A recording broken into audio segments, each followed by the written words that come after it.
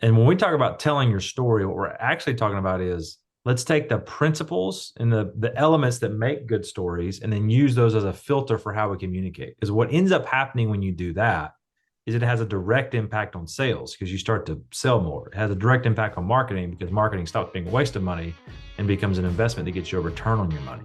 Welcome to the Small Business Safari, where I help guide you to avoid those traps, pitfalls, and dangers that lurk when navigating the wild world of small business ownership. I'll share those gold nuggets of information and invite guests to help accelerate your ascent to that mountaintop of success. It's a jungle out there, and I want to help you traverse through the levels of owning your own business that can get you bogged down and distract you from hitting your own personal and professional goals. So strap in, adventure team, and let's take a ride through the safari and get you to the mountaintop.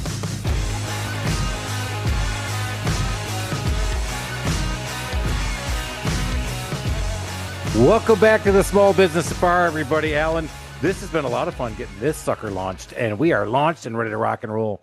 You know, I think one of the reasons that I'm a little slow on the uptake, as it were, was that in general being slow, but even slower. Are you not going to admit that we've been arguing for the last 10 minutes about technology? You know, so I've added some new technology, everybody, and I'm telling you what, AI is coming, and it's coming in a big way. And you want to know how I know it? Is because it hit me over the forehead 2 Fridays ago. And people came in and started talking to me about AI and all the shit that's going to happen with it, right? And we've had people come on and talk to us about AI. And we if you go back and listen to some of these episodes, Uzair's episode came on again, Uzi, as we like to call him. Yeah, he's really big, right? Yeah. So I had this group come in and they said, "What are you guys doing?" I said, well, I think I'm going to use Claude to write my content because we had heard about that already. Mm-hmm. And they said, but we're going to bake off Chat GPT and Claude and see which one does better analysis of data for us so I can start seeing better trends in my company. He said, well, have you heard of Grok? I said, nope, you're going to slow down, man. I said, I'm a football guy. So I know that he is a retired tight end who played with Tom Brady. He goes, yeah, that's Gronk, buddy. I'm like, oops. Yeah, Grok, Grok. So, Alan, do you know what that is? No, and I can't wait to hear. And just for the listeners who are maybe new, Chris is very excited about AI, and I am terrified by it. So still excited and terrified all in the same breath, but I'm more on the excited side. You're right. So Grok, believe it or not, is another AI. Yes, we've said that. Guess who invented this one or owns it? Who? Yep, his name is Elon Musk, my friends, and it's part of the X platform. That's right. Grok has taken over the world. So well, then it probably is going to be pretty awesome. It probably someday is going to be pretty awesome. And if you had to bet on a horse, which one's going to horse us out? That's got to be the one, right? Mm-hmm. I think that's the one that's going to knock it down. So there you go. There's my ding. So what do? I go to my masterpiece. Don't talk about your ding on the air. My ding-a-ling. So I take it to my mastermind group and I say, look, I want to process this issue about AI. And so I start explaining it to somebody. To my group. And in my group is one of the other groups we allow people to cross between our groups and visit. And she kept looking at me saying, well, that's not new. That's not new. I said, oh, by the way, they're telling me I got to have phraseology on my website because that's what's going to be searching. And she just goes, that's not new.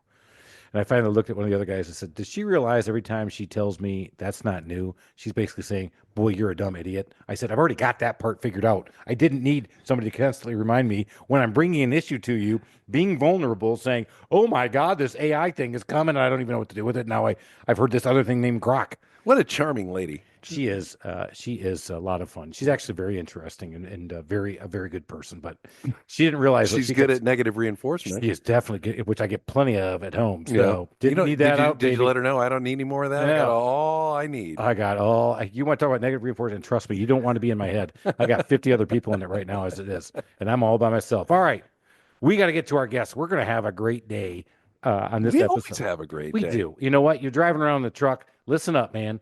If you're walking, doing a walk, you're doing something else, just listen up because this is going to be a good one.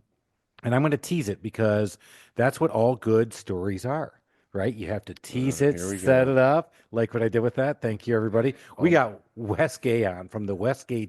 Actually, it's really easy to find him. WesGay.com. That's it. WesGay.com. Simple. And Wes, thanks for joining. You are a story. You see that look on his face? He's like, "What have I signed myself?" Listen, I had to keep it simple. When you graduate from Alabama public schools, you're not really good at complicated. So We just keep it So he simple brought around it up. here. He's from Alabama, so he's from LA, right? Lower He Alabama. said, he said, he actually, I like how he said, I'm from South Alabama. Does that make it better than Lower Alabama? That's what I the just snobs say. that's what the people. It's funny when I ever say South Alabama from up here, y'all understand this. People say where are you from? I tell them, and they look at me, and I say it's the last Chick-fil-A between here and 30A, and it's the last reliable bathroom between here and 30A. And people go, oh yeah, I've been there. I've been to that Chick-fil-A. There you go. It's a landmark. Probably the Yeah. busiest Chick-fil-A in all the world, which I want to find out which one is the busiest Chick-fil-A ever. Because I swear to God, it's the one in Peachtree Corners. I think the one they opened in Manhattan set all the records the day it opened. What did it? Yeah, Times The, Square. the busiest one in the country does almost 20 million a year in sales, and the average Chick-fil-A is about 7.5 million. So is the busiest one the Manhattan one, 20 million a year? I don't know. I'd have to text a friend of mine to find out, but it's the top performing store is just under 20 million a year in sales. You know, that reminds me of a great story about Chick-fil-A when they opened the Manhattan store. Because you told me it. I know. I was going to say, let's see Chris steal another one of my stories. That was good. Yeah. But we're talking about a great story. Now, they have a great story. But what we're going to talk about, Wes, is about the story brain and why story is so important for small businesses and what they got to do. Because when you take a step back, what do we tell everybody? When you start a business, cash is king, and you got to get sales up. So you got to get your leads. You got to get the sales converted. You got to get some cash in the books. You got to convert it. You got to have great customer service. But hey, oh, by the way, you need to spend some time and effort around your story. Mm-hmm. And that one doesn't sound as important as everything else we just said, because that was cash, sales, delivery. So obviously it's important. So tell us a little bit more about why it's so important. Yeah, I think a lot of times people hear they say, "Oh, we got to learn to tell our story," and companies go, "But why don't we don't have time for that? We're trying to grow. We're in a cash crunch. We're in end of year. We're looking at Q1. We're trying to figure out, how do we keep the lights on and keep our people paid?" And when we talk about telling your story, what we're actually talking about is let's take the principles and the elements that make good stories and then use those as a filter for how we communicate. Because what ends up happening when you do that is it has a direct impact on sales because you start to sell more. It has a direct impact on marketing because marketing stops being a waste of money and becomes an investment that gets you a return on your money. We're not necessarily looking to tell stories. What we're going to do is figure out is we walk through what are the principles of a great story, and how do we use that to filter our messaging, whether we're in landscaping, HVAC, commercial real estate. I've worked in probably 60 plus industries at this point with all kinds of companies and organizations of all shapes and sizes. And it all comes down to how do we filter what we're trying to do and say to the people we're trying to reach in a way that they care about and that they understand. And that's really what we mean when we say telling the story. What we actually are doing is we're not even telling our company story. What we're doing is we're trying to tell the story of the people that we want to sell to and then show how we can insert ourselves in their story and make their lives better. So make them the hero of the story. And I put that as, obviously, that's a great point as well. Sometimes we so often want to talk about ourselves and our company, founded into easy. Yeah. I mean, y'all know it. You go to a networking event and you go, hey, my name is Wes. What do you do? And the person you ask that question to goes, well, my grandfather started this HVAC business 75 years ago, and the logo was blue because my grandmother loved her blue fountain pen, and we want to honor her. And we're trying to increase our best places to work metric, and we're trying to see a steady 20% year over year growth. And you're going, that's great, but I don't care. Because what we intuitively hear is like, hey, you're a hero in your story, and that's lovely, and I hope you win. But I am subconsciously a hero. We're all heroes in our own story. So what we're listening for is, will this person help me or somebody I know? So if I go to that same event, I say, hey, my name is Wes. What do you do? The same HVAC guy goes, you know how a lot of homes in the Atlanta metro, a lot of homes in the Atlanta metro area, the homeowners have no idea if their HVAC units are ready for summer. And instantly I'm going, I don't know if mine are ready. I don't even know how to know that. Well, what we do, one of the things we do at North Atlanta HVAC is we help people make sure their systems are optimal, are running smoothly so they can keep them cool when they need to be and warm when they want to be. I hear that and I go, hey, what does that look like? Tell me more about that. All of a sudden, we went from the HVAC guy that I don't care about to the HVAC guy that's probably going to get me as a customer because he brought me in using a story, right? And the hook of it was he started with a problem. So if you introduce a problem, which is a key thing, like with no problems, there's no stories. You introduce a problem, now all of a sudden people are going to pay attention. But if you don't do that, nobody cares.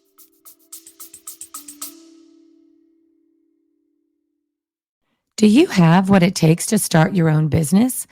Are you tired of the 9 to 5 corporate job and ready to make that leap into entrepreneurship? You need to check out From the Zoo to the Wild, the book by successful entrepreneur Chris Lalomia. This book is a unique perspective on the journey into the wild world of home services and delivering excellence in service while working in customers' homes. Lalomia shares his path to success in this industry, including proven customer relationship strategies, award-winning customer experience processes, and a unique approach to training a team of service technicians to perform at the highest levels. Whether you're a small business trying to scale or a franchise operation, From the Zoo to the Wild will give you the mindset, habits, leadership style, and customer-oriented processes to succeed as a small business owner in the world of home services. So if you're ready to take control of your future, get a copy of From the Zoo to the Wild today, available on Amazon.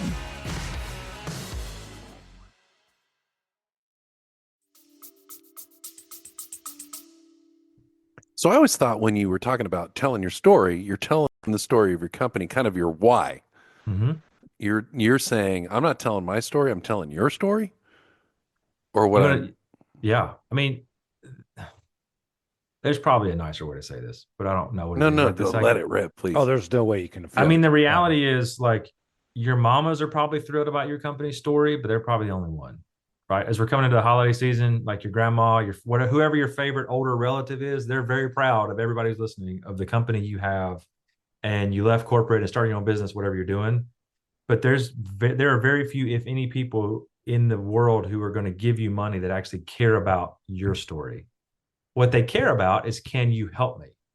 And so what we want to do is reframe that story. So if I'm trying to essentially sell to somebody and I'm in, I don't know, lawn care, I don't care that the lawn care company grew up on a sod farm and loves the smell of grass in the morning and cares deeply about every blade and got 3 degrees in grass management or whatever. I don't care. I just want to care. Are they going to be on time? Are they going to keep my yard looking great? And is the price make sense? Right. What we want to do is we want to figure out, how do we play in story language? We want to play what's called the guide character. That's the way we want to play into. Right. This is Yoda in Star Wars. This is Haymitch in the Hunger Games. It's Rafiki in the Lion King. It's Iceman in Top Gun Maverick. Right. I mean, almost every movie, Mr. Miyagi and the Karate Kid, you could go on and on, because almost every movie has that character that comes along and says, I understand what you're going through. I understand your challenges.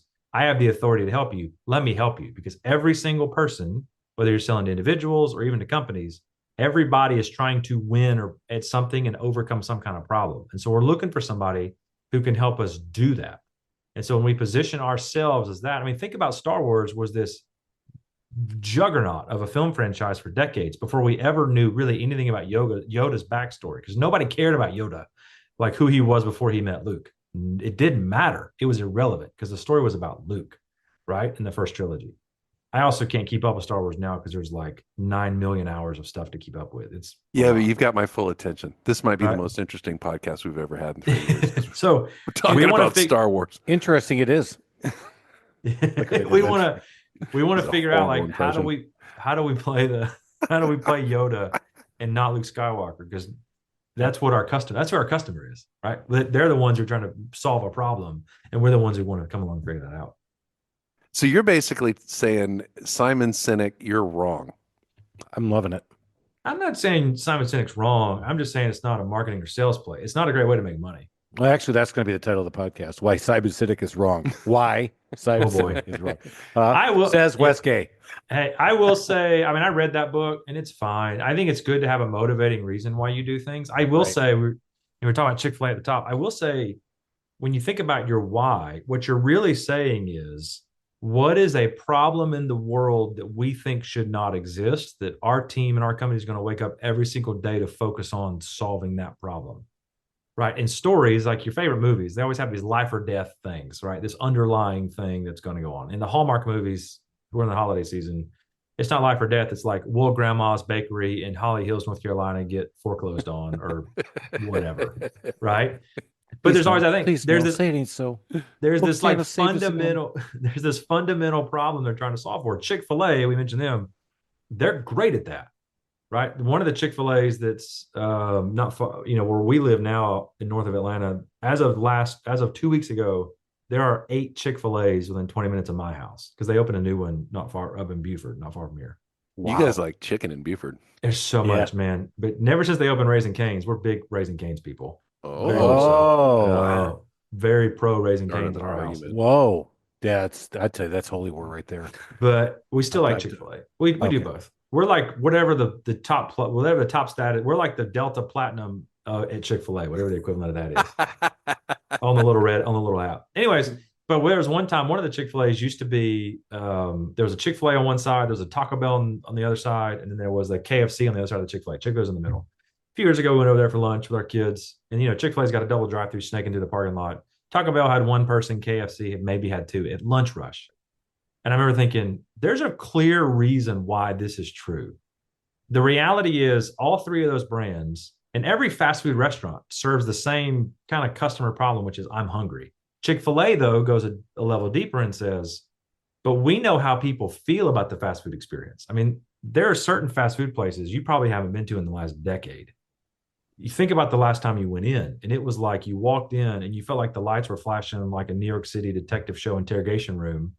You like walk in, the staff is a little surprised you're there, and you mutter to yourself, it has come to this.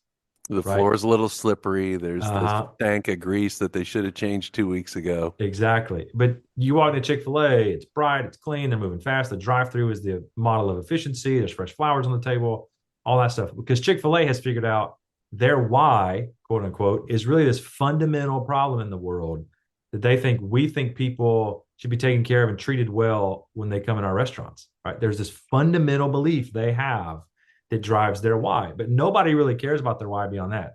You can go and look on their website. Nobody cares. They're 20 something billion dollars right now. They hit 10 billion in 2018. They hit almost 19 billion in 2021. The average Chick-fil-A store, like 20 billion whys is what Chris is hearing. Yeah. I got the wrong why. They're way Simon? past that now. That's what I'm saying. Wrong way. I get the wrong. Yeah, nobody cares. Yeah, I think at the end of the day, you just got to figure out. You could reframe it as what problem do we solve in the world? I mean, do you guys remember Elizabeth Holmes and Theranos? I do. Yeah, remember that story very for our listeners. For the listeners, why don't you explain who that was? Yeah. So Elizabeth Holmes is in jail now, so don't follow her lead. But she was about 10 or 12 years ago as this hotshot startup out of Silicon Valley, and the premise was you could get a full workup of blood, you get a full blood work done in just a few drops of blood, and they had those little portable machines that look like those old school Dell computer towers. And the company was called Theranos, and she flew all over the country, all over the world. She was this hot shot. There's all the conferences, got all the accolades. I mean, her board of directors was stacked. I mean, it's like 4-star generals and secretaries of state and billionaire investors. I mean, it was crazy. They raised almost $1 billion for a product that never came to market, and she's in jail now for fraud. The documentaries are all very fascinating. Anyways, one of the things I think she actually did really well, I think it's the HBO documentary that shows this, is when she would go around and speak, she would say 2 things over and over and over to speak to, I think, the fundamental why to that point of the company. One of them was she would tell the story about an uncle that she was really close with who ended up getting cancer. And she talked about watching him go through chemo and radiation and how difficult that was. And then she would say, I want to live in a world where you shouldn't have to say goodbye to your loved ones too soon. And when you say it in a room, it kind of gut punches everybody, and everybody goes, yeah, I do too. Like that's a thing I want to solve. I want somebody to solve that. The other thing she would say is she would talk about how she would say something along the lines of, I just think it shouldn't be so painful to get your blood work done so you can get information on your own health. And as soon as she says it, everybody thinks, yeah, because like we all go get physicals, and it always feels like it's that person's first day drawing blood. Yeah, right? You're just hoping you get some veteran who knows what they're doing. Otherwise, it's like pin the tail on the donkey. And it's like, why? Have you seen a needle before? But then you think, now the promise of, hey, I get a few drops and I can get my health data and I could get it in English so I can understand what all this means. That's great, right? Even Jim Cramer said it was never going to work. But boy, we all wanted her to solve that problem so bad. We did. We all wanted it solved. And I did. I wanted her to solve that problem. So you could go into a Walgreens, a CVS, Eckerd's, I'm going to date myself. And you go in there, you get stuck once, you put it in this machine, it spins up the blood, and then it pops out with everything and all of your vitals, all the, How are you looking on your hemoglobin? How are you looking on your cholesterol? How are you looking on this? Blood sugar, all of it. Yeah. Since I'm a pinnacle of health, I wasn't actually aware of this. I mean, what happened to her? So here's what happened. The machine didn't work. And what she said basically at this point in our world with our evolution is an unattainable goal, meaning you couldn't take your blood, then my blood, stick it in some vending machine box and have it spin, spit out, hit the right litmus things, and come back out and stay clean. And so the problem with the idea, with the science behind it, was that the reason blood drawing is one thing, but the analysis and the scientific. I think Elon could do this too. Well, I mean, he can honestly, catch a rocket if in a basket. if he buys it, I'm buying it too because I mean he can do it. But and God, what an asshole genius! He is so amazing. He's But unbelievable. back to this. So that's what and that's why I was fascinated. And I would tell you the way the story was put together. I'm not sure if she just totally believed it, or she knew and knowingly suppressed the information. I don't know. Do we just become true crime? I know. I know. Are we a our, true crime our podcast? ratings just went Whoa. way We are up. now. Our Listen, ratings. we are. Yeah, true crime now. I don't know. I think it's one of those things where she had created a story that was so strong and compelling, and a vision for the business that I think she believed it. I think if anything, and you see this a lot with leaders, and we could all think of very visionary people of all kinds of companies and organizations who fail pretty dramatically because they had a clear story that they deeply believed no matter what, and they just might bulldoze anybody else or any other fact or information that counter to the story they believe, because stories are more powerful than facts. And so that is a big one that I want to talk about for a minute. You're thinking about starting a business, you're trying to scale your business. I will tell you, as entrepreneurs, one of the things that we know about ourselves is that we tell ourselves a story day in and day out. Sometimes it's not a very good story. Sometimes it's a little negative, Alan. But a lot of times, here's what we're really telling ourselves is that we're really, really sold on what we're doing and what we're going to deliver to the market.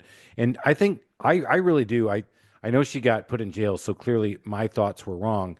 But based on the data I saw and the evidence I saw and the movies presented to me, I really felt like she so much believed in her product and what she was doing that she was blinded by looking at the true facts and data. Yeah, because eventually that carries the day. But at some point, she had to come to the grips with But we all have to do that it. sometimes as entrepreneurs, right? You got to believe your story so passionately that you're going to overcome some, because we hit obstacles every day, man. When we wake up, and Wes said that, we're going to wake up every day and we're going to solve a problem. That's what we do as small business people. That's what we do as business owners. And Wes is a small business owner. He just happens to consult with people on the stories. But I mean, that's true, right? You just so into it. Well, and that's one of the things. And now I hope none of our audience is thinking, well, I need to wake up today and raise $1 billion because I want to go to jail too. Like, that's not what we're talking about here.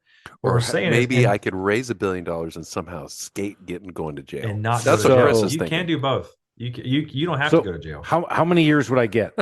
I mean, not in how long would I get to enjoy If I that billion? buried it in a barrel in a swamp and No, dug it up later. No. I'm asking, how long would I get before I have to go to jail? Like, do I get a couple trips to Monaco? Do I get a couple private? might Would go you to rather that- just party hard before you had to go to jail and pay for it later, Yeah. rather than doing your penance and then digging up the money? We're doing it all wrong, people. We're doing it all wrong. That's what I'm saying.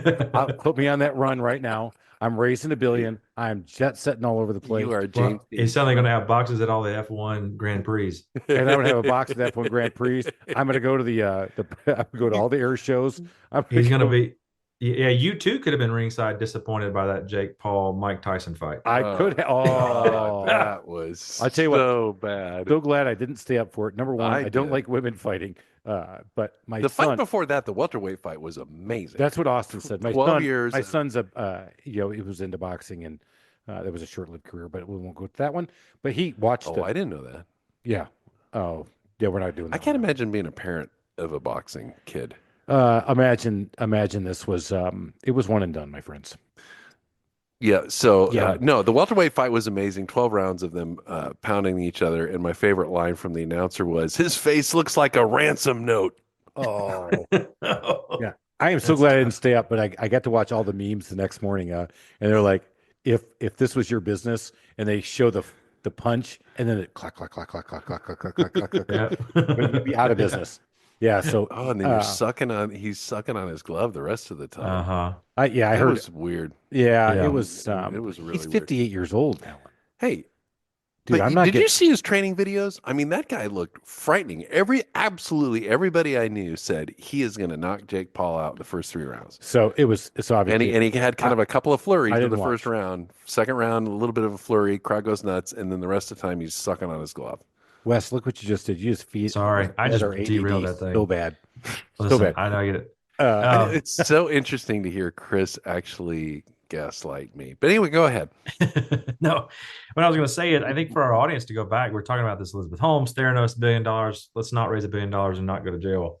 I mean, the reality is most small businesses and entrepreneurs struggle because they never identify one of the core issues that I think make companies of all sizes great. And that is, what problem do we solve for our customers? And how do we focus and obsess over the problem that we solve?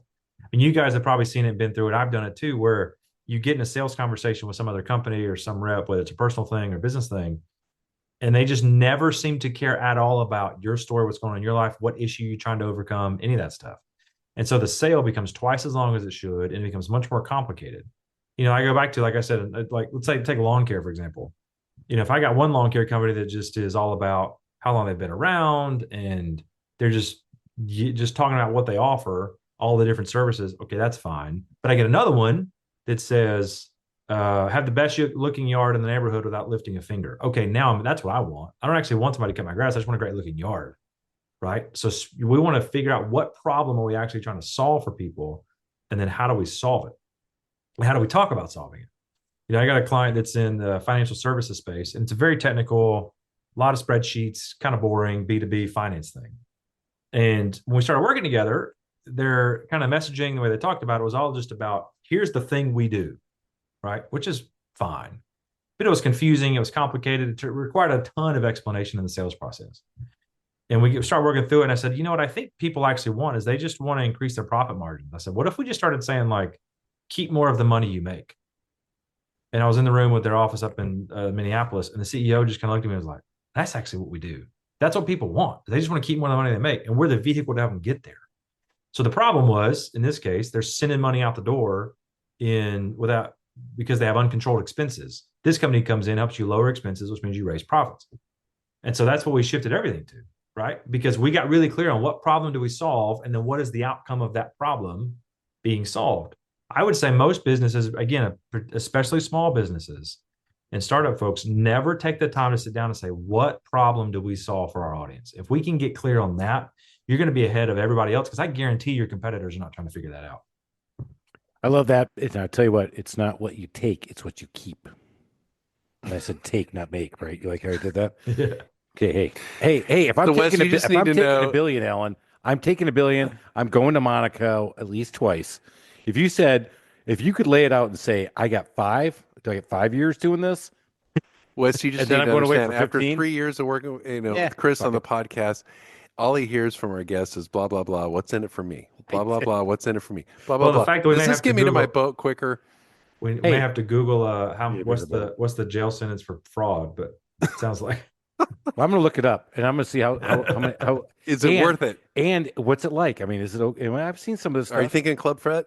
I'm thinking Club Fed all the way. Yeah, right. Hey, I'm Italian. That's all I got to say. Okay, I'm just going to leave it right there. Hey, if you not listen, Google my name, my friends. if you're interesting enough, then you can sell your life rights to Netflix, and they can do a documentary on you. You can make money again. Life after Club Fed for Chris. Do I hear Jordan?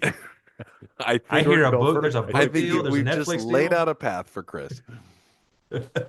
Become a handyman and screw everybody with your why.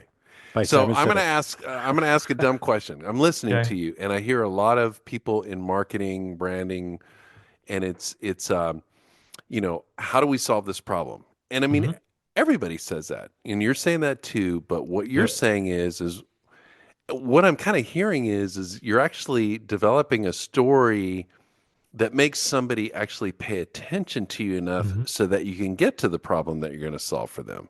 It's kind of a doop-de-doop. Doop-de-doop-de-doop. That's the doop-de-doop is the technical marketing term. So it is. I'm going to trademark that real quick. Before this podcast drops. Hurry up, you better do that, because actually I'm going to take credit for it. I'm going to step away for a second here. It's funny because a lot of the marketing people I've seen will talk about telling your story, right? Let's represent your brand and elevate your brand, and Or they'll say, let's get, it's SEO, it's paid ads, it's all the things that I'm sure our audience gets hit with left, right, and sideways from their LinkedIn DMs of people trying to sell marketing services and local outreach and all those kind of things. The reality is that all that really is marketing is turning up the volume. The problem is you can't turn up the volume if you're just turning up the volume on noise.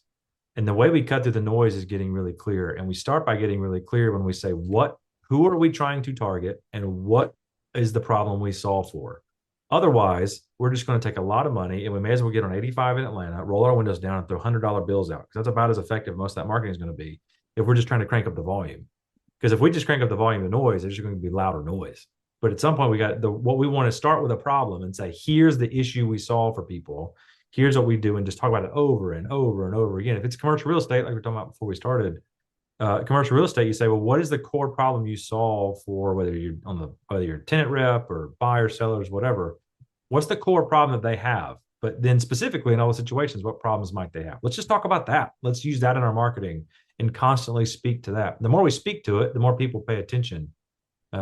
Because, and this is not just a marketing, it's a storytelling thing. Think about any of your favorite movies. Every single one of them has a core problem that film is trying to solve, right? Let's go to Top Gun Maverick again, like I think I said earlier.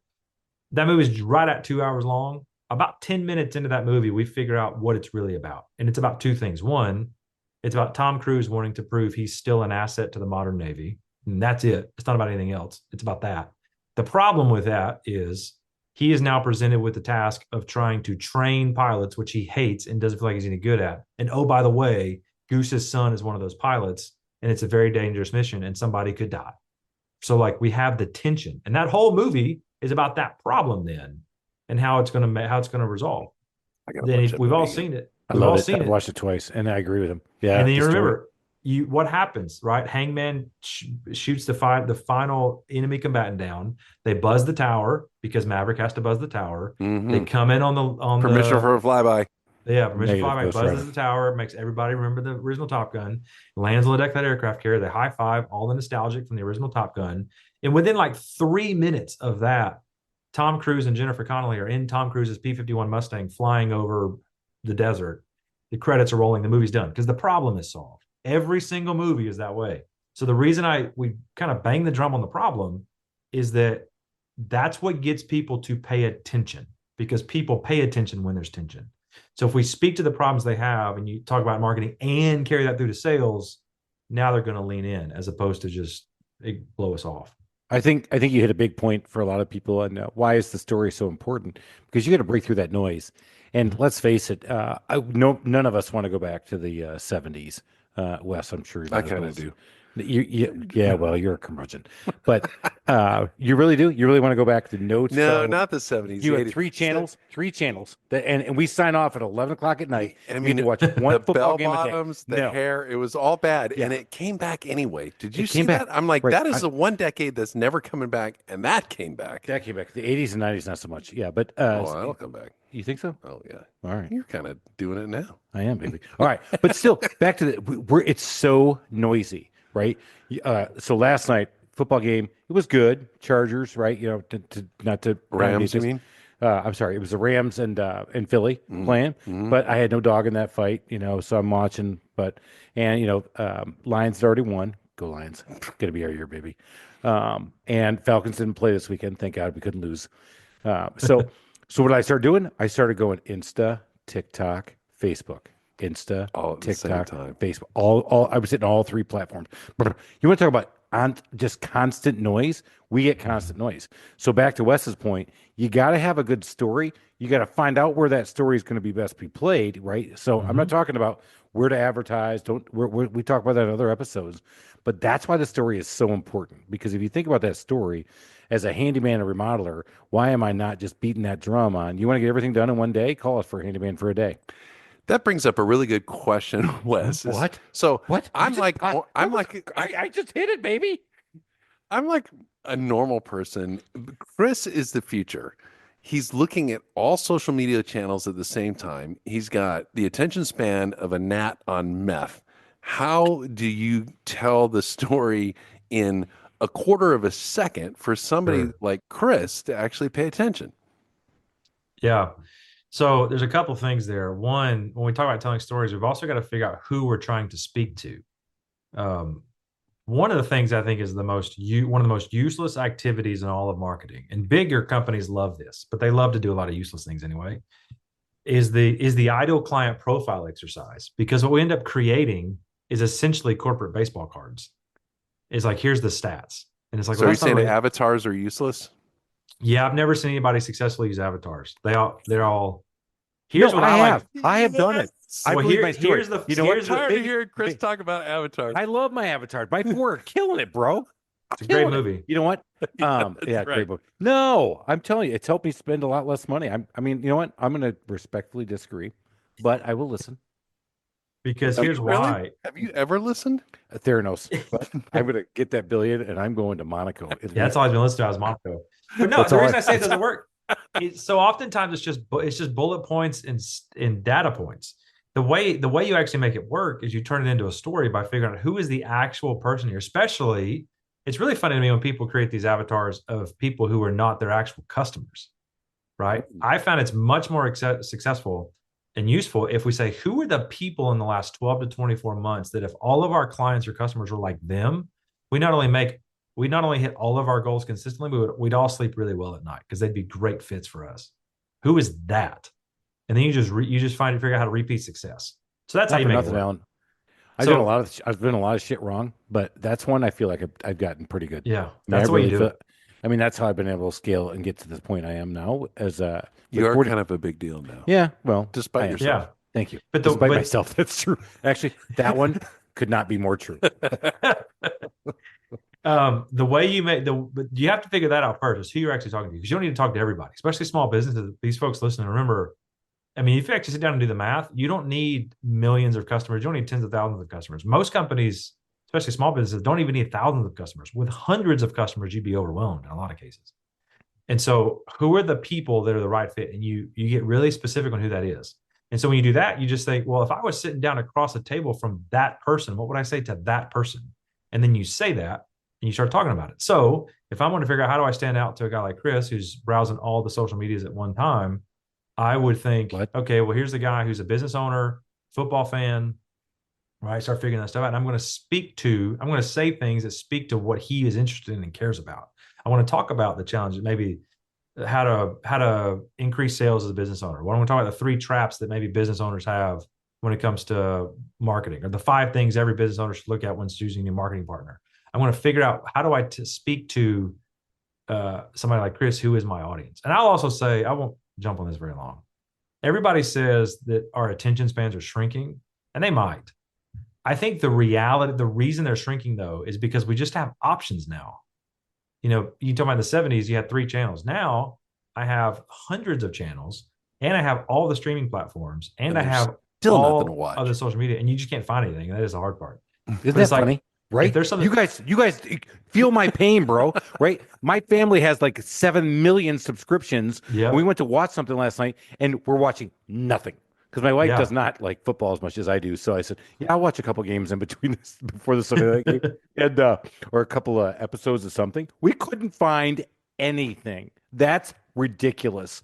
Whereas back in the day when we had 3 channels, you're like, chunk. You were just forced to watch it. But now we binge watch stuff. If we find something we like, and then Netflix drops a whole season, we'll watch 3 episodes before we know what happened. Like, we started watching the new Ted Danson thing. Oh. Man on the Inside. That's the one we started watching last night. It's fun. Is it good? It is good. You know, he is 78 years old. Is he really? I want to be like him when I'm 78. Still looks good. I mean, after I get out of jail. After I get the $1 billion. You got time. I do. To go big, I can go do to it. jail, and then be Ted Danson. But there's no way I make it to 78, not with my lifestyle. But that's a whole other story. I think I got a real question for you. Okay. So you're helping people with the story. Uh-huh. Do you help them place it? Yeah. So the first thing I always say is there's kind of 3 big questions every company of every size thumbs up, by the way, has to answer. Good the first thing we have to figure out is, what do we say? And this is obviously the messaging, which comes from figuring out the story of our audience and what is that foundational story? If we get those talking points down, the next thing becomes, or one of the other questions we have is, well, where do we put it? What do we do with this? And it's all the basics, right? It's updating your website so your website becomes a great sales tool for you. It's updating if you're running paid ads, making sure your paid ads are communicating the right messaging that we came up with that story. It's things like an email campaign. I got a client right now that probably do 100 million in revenue this year. Their onboarding email campaign kind of stinks. Chris is jealous. And so it's like even the foundational things of, hey, how do we convert somebody who gave us their email address for free to convert them into a paying customer? We've got to put it there, right? It's just getting the foundational things first. And then you can look at, okay, what campaigns do we need to run? Maybe seasonal campaigns or something like that. Or what do we need to do from an ongoing perspective where it's figuring out the right channels? Where should we show up? Too many companies try to be in too many places, especially small businesses. So we want to figure out where the places. It's usually email. Email is still the number one channel to make money on, oddly enough. And then where else from there? Where do we need to focus on to actually put it to bring it to life? Let's talk about that for a minute. I mean, I know we're running down to the end on this, but God, we can go on and on and on. You know what we're going to do? I'm going to go up there, kidnap him in Buford, and bring him down. I'm going to feed him Chick-fil-A. Just I'm going to spin him around so he doesn't know where he is. I'm going to throw out a Raising Cane's box and reel him in. Yeah. Can I figure that out? He'll do that. Yeah, I know. All right. So you said email, because I've talked about this a lot. People, in fact, one of the calls I got 3 weeks ago was, Chris, man, how do I market? I'm like, well, how many people do you have? I mean, how many people you work with? And literally, it's in the hundreds. I said, when's the last time you talked to them? When's the last time you emailed them? I said, you got to do that. You just got to let them know you're there. I said, because for a lot of us, email is our inbox, is our to-do list. And if I know you're there and every month you send me something, I'll know that you're there and I can search you and I come back. So why is email so important? Well, email is so important because it's the only one where there's no real algorithm. I mean, you just show up consistently, and it's a communication platform, and we're already used to kind of two-way communication. We're not that way with ads. We don't interact with ads or commercials or anything like that. Email is something we all use every day to communicate with people.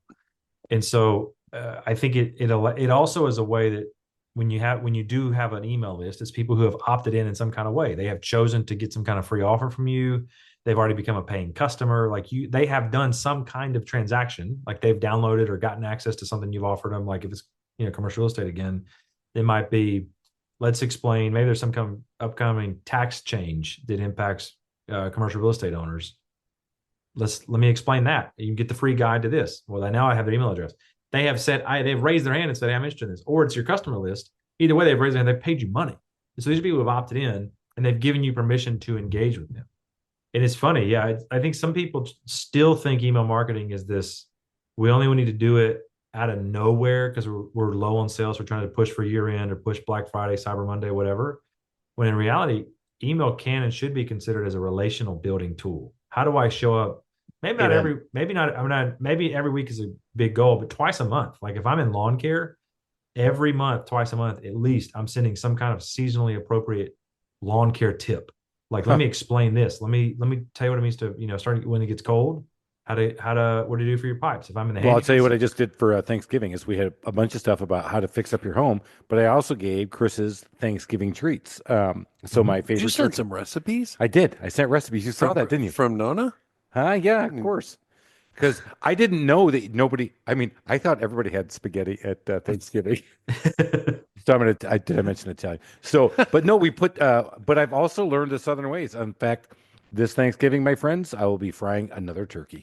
I am really enjoying it. Have you fry a frozen turkey? No, I know that. I've seen those. You know that, yeah. That's a huge thing. Have you seen the instructions on how to build a turkey derrick?